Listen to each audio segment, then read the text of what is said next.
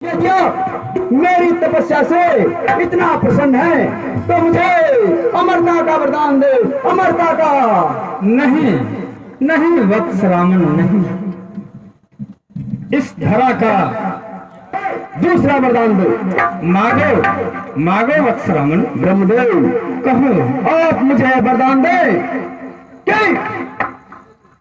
किन्नर गंधर्व में से मेरी मृत्यु न हो। तथा तथा वत्स रामन, तथा।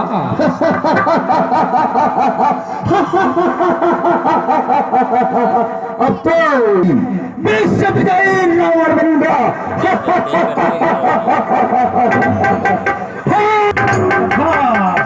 तथा गुरुदेव, ये मैं क्या मैंने मांग लिया?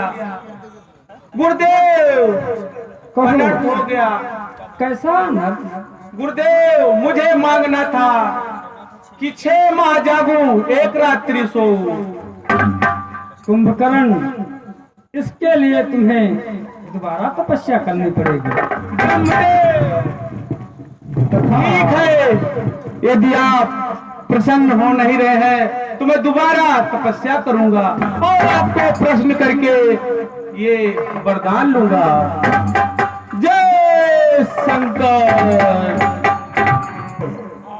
उठो भक्त विभीषण, उठो, मांगो, क्या इच्छा है?